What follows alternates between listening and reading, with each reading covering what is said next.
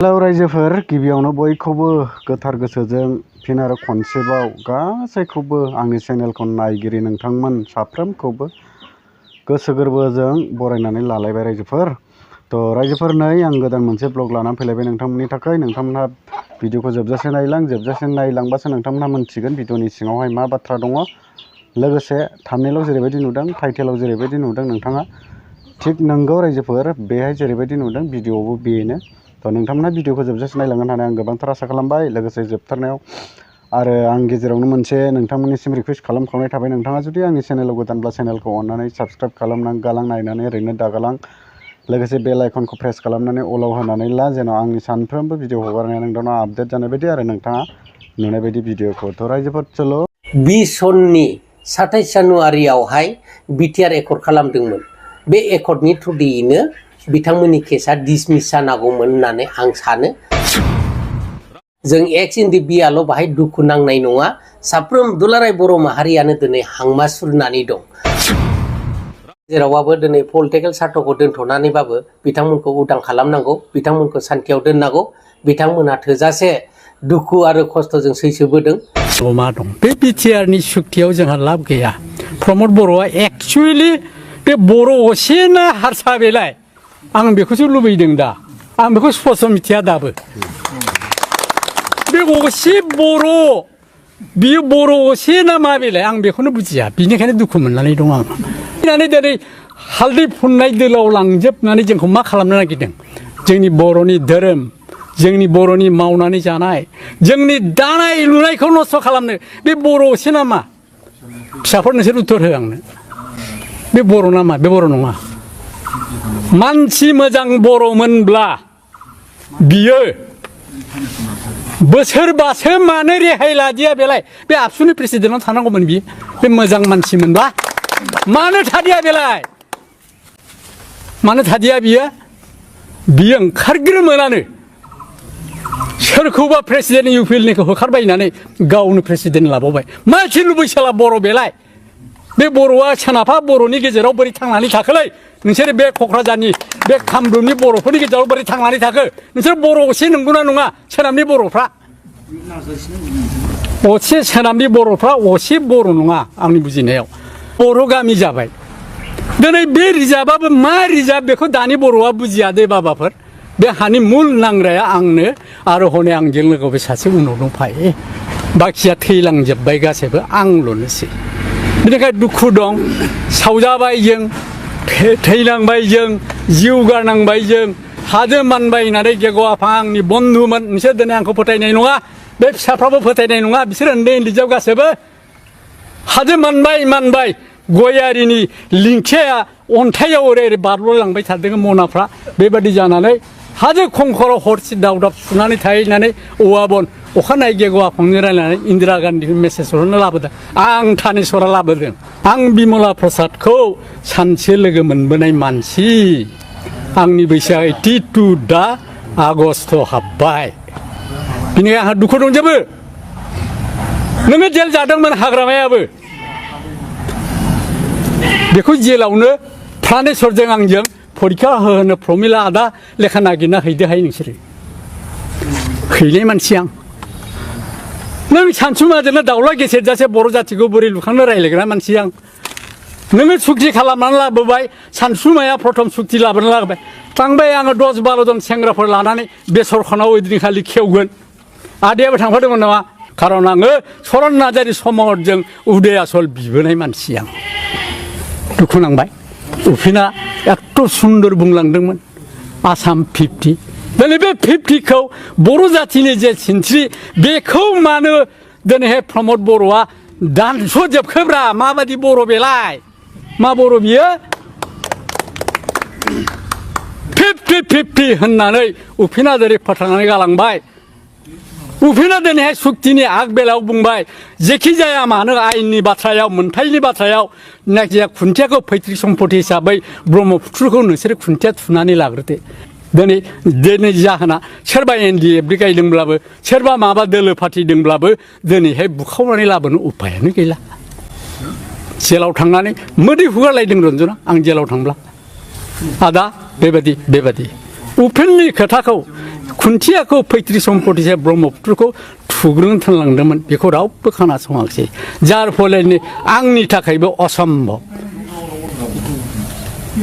दाखालिबो थांनानै जेला बे गबोबाय जामिनाव फैबाय प्राइम मिनिस्टार फैखांनायनि सिगां बुंहैबाय रायजोआ मारै जाखो रायजोखौथ' आं बर'फोरनो जेबो होनो हायाखिसै आदा खुलुमबाय हनै आंनि साखि आं लांफादों खुलुमबाय आं जेबो बर'नो होनो हायाखिसै बिनिखायनो माला दोंसेबा आं दाबो गानाखै आदा होननानै बुंबाय एभ्रिथिंखौ जों दिल्लीयाव मा जादों जेट टु जेट बोफ्लेनानै होजोब्बाय 2 घन्टासो हरनि 10टासिम रायज्लायदों न'आवनो थांनानै 7 थारिखआव प्राइम मिनिस्टार फैगोन बिनि सिगां अब्ला मोनब्रै दोलो जाबाय नोंनि हेडआव आगै नोङो मा खालामगोन बेखौ ज' खालामनो हायाबाथ' नोंहा निस्थार गैला नोंहाथ' दावहा नांफिननोथ' सिलाया गथायजोब्बाय नोंथ' दा मटर सालायनायावबो थाखा बिनो हालिया होमबा नों माजों मा खालामबावनो नोंलाय नों मानो सुक्ति खालामखो आंखौ रायलायनोनो सुबिदाखौनो दिल्लीयाव होखायाखै आदा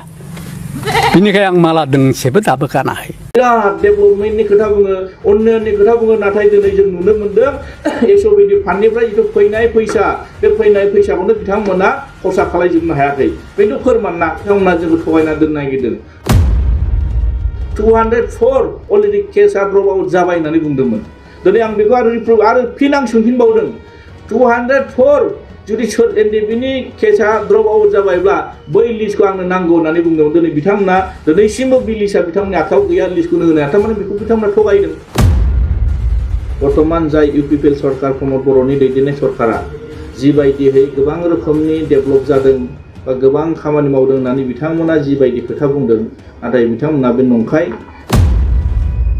माने 803 कौटि 803 क्रर बिथांमोना देग्लाय मोनदों बेहायनो फोरमान मानोना बिथांमोना बिराद मावदों होननानै रायजो राजानि गेजेराव जिबायदि बाथ्रा बुङो बे गासिबो नंखाय बिथांमोना मावनो हायाखै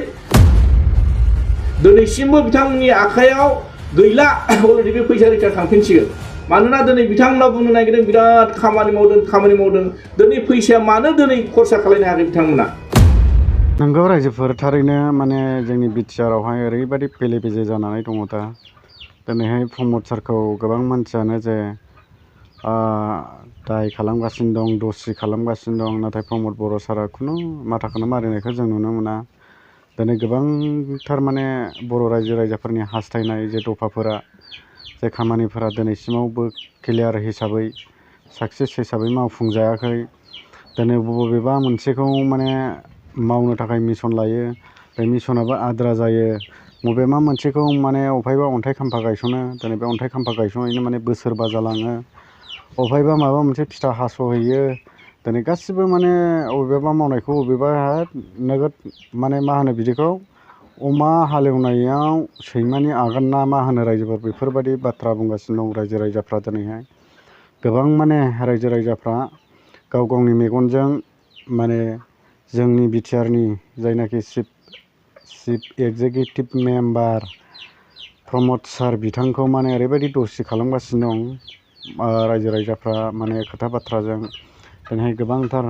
अबेबा बाथ्राफोरखौ माने बुङोब्ला खोनायोब्ला प्रुफ हिसाबै बुङोब्लाबो गोबां मानसिया माने जोंनि रायजो राजाफोरनिफ्रायनो सानो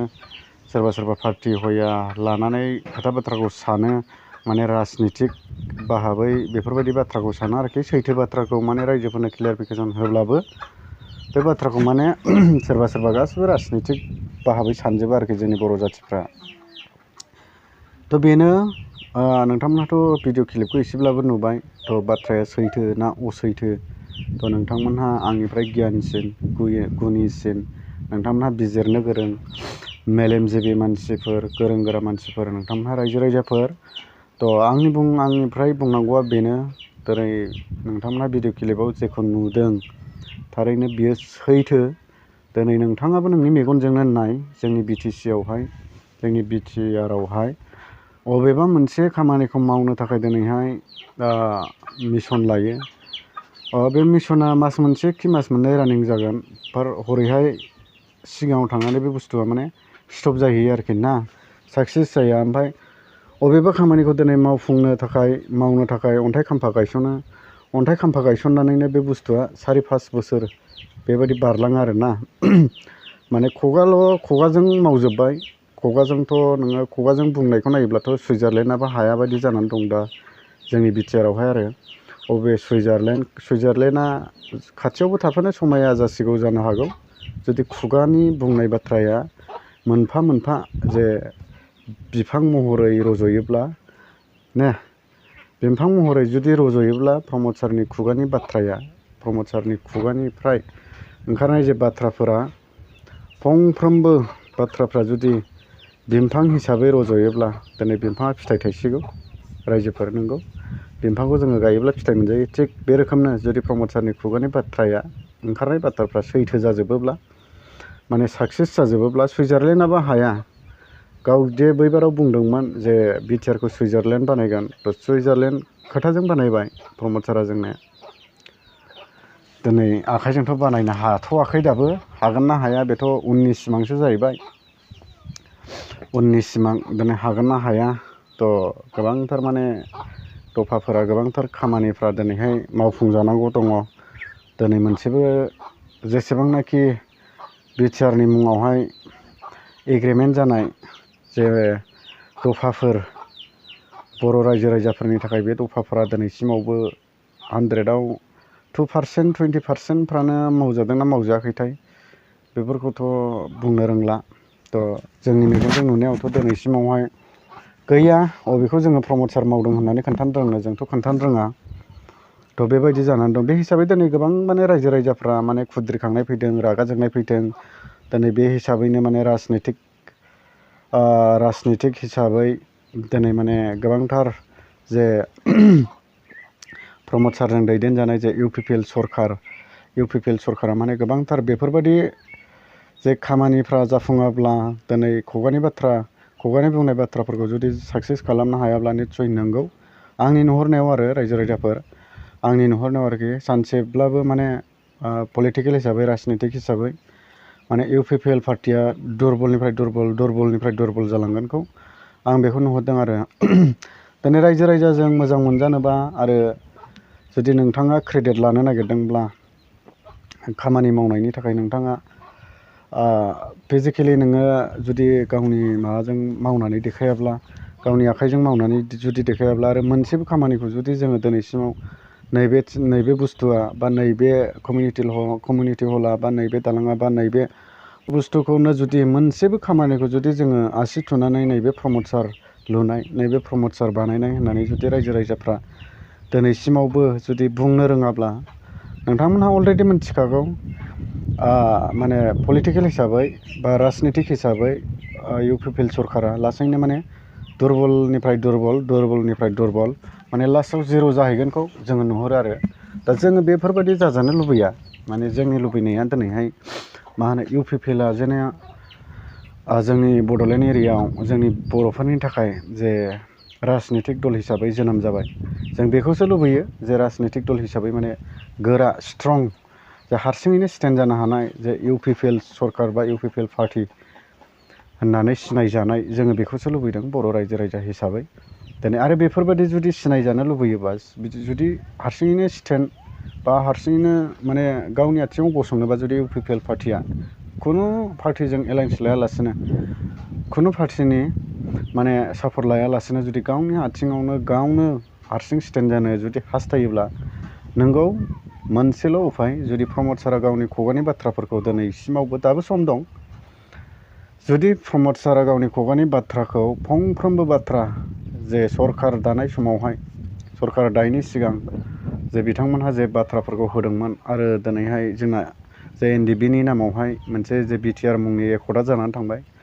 दिनै बे बिटिआरखौबो जायनाखि जोंना प्रमद सार बिथांमोनहानो सालायनो दं बिथांमोनहा जुदि बे बिटिआरनि दफाफोरखौ जुदि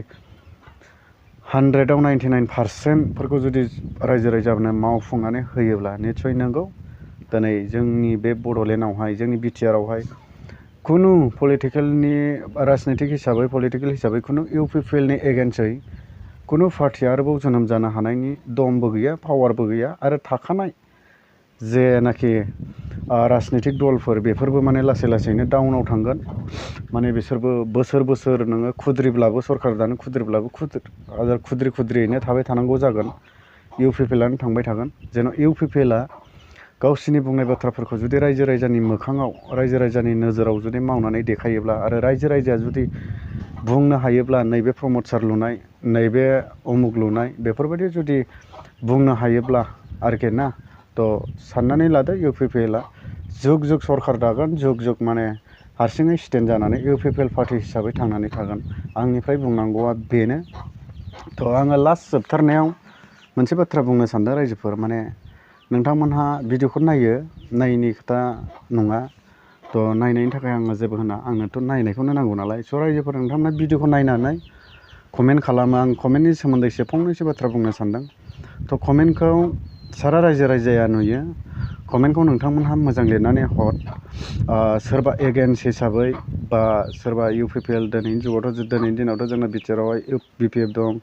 UPPL दं बे हिसाबै जुदि पार्टिखौ आं बैबारावनो बुंदों जेनेबा राजनितिखौ जोङो थैफ्राव गावनि देहानि रोदाफ्राव रोदा सोनानै लायालासिनो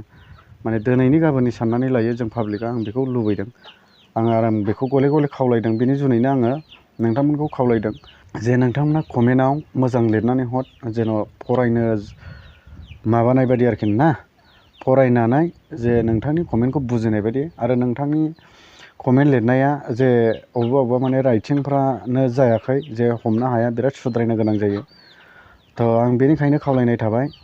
थ' सोरबाया मोजां लिरनानै हरो सोरबाया गाज्रि लिरनानै हरो थ' इसोर माने कमेन्ट बुस्थुखौ नोंथांमोना गाज्रि खालामनो नाङा जेनेबा राजनितिक हिसाबैथ' बेरेखा दल थाखायो नालाय थ' राजनितिखौ लानानै जोङो गावजों गाव जे बिदि जालायनो नाङा आरोखि ना जेनेबा माने बेफोरबायदि एक्ट'राव एगेन्स्ट खालामनो नाङा जेनेबा राजनितिकआव नोंबो दिनैहाय UPPLआव दं नों UPPLनिनो गाबोन हयथ' BPFआव थांनो गोनां जागोन BPFना हयथ' गाबोन UPPLआव थांनो गोनां जागोन थिग राजनितिया बेसो रायजोफोर बे हिसाबैनो नोंथाङा जुदि मोननैबो दलखौ राजनितिकखौ मोजां मोनोब्ला सापर्टखौ जायजोंखि जाया हो राजनितिक दला जोंना मोननैबो जे UPPL BPF जोंनो बेखौबो बर' जाथिनो नांगौ थ' बेनिखायनो नोंथांमोनहाबो मोननैबो राजनितिक दलखौ गावनि हारिनिनो साननानै ला थ' जुदि नोंथाङा गावनि हारिनिनो साननानै लायोब्ला अब्ला नोंथांनि कमेन्टआबो मोजां जागोन आरो नोंथाङा जिबनावबो माने गाज्रि कमेन्ट लिरनो गोसो जानाय नङा थ' रायजोफोर आङो रावखौबो थांखिनानै बुङा आरो नोंथांमोन जायनाखि कमेन्ट खालामग्रा बिसिनि कमेन्ट खालामग्रानि नामा जोंनाहाय माने कमेन्टखौ नायोब्ला स्क्रिनावहाय नाम ओंखारजोबो नोंथांमोना जिमेइलाव जे नामखौ सेभ खालामदों बे जिमेइल नामा जोंनावहाय ओंखारफैजोबो थ' सोरबायदि मानसिया कमेन्टखौ गाज्रि लिरो बेखौबो जोङो बुंनो हायो नाथाय आङो बेफोरखौ साना थ' आंनिफ्राय जास्ट माने आं बेखौल' लुबैयो जे नोंथाङा जाय मानसिया कमेन्टखौ गाज्रि लिरदों थ' नोंथाङाबो मोननैबो दलखौ मोजां मोन जेनेबा UPPLआबो सानसे नोंनि थाखायनो नोंनो गोनां जागोन थ' UPPLनि मानसिनोबो BPFखौ गोनां जागोन बेनिखायनो नोंथाङा मोननैबो राजनितिक दलखौ गावनि हारिनिनो जोंनि जाथिनिनो जोंनिनो थै होननानै साननानै ला अब्ला नोंथांनि कमेन्टआ जिबनावबो नोंथाङा गाज्रि कमेन्ट लिरनो गोसो जानाय नङा सोरनिबा कन्टेन्ट खालामनायाव सोरनिबा ब्लग बानायनायाव सोरनिबा खोथा बुंनायाव नोंथाङा गाज्रि भाबै माने कमेन्ट खालामनो गोसो जानाय नङा थ' रायजोफोर गोलाव जाबाय जानो हागौ भिडिअआ थ' आङो बांद्राय गोबाव खालामला दिनै गुसुं भिडिअखौ आं बेयावनो दोननोसै रायजोफोर बाय थेंक इउ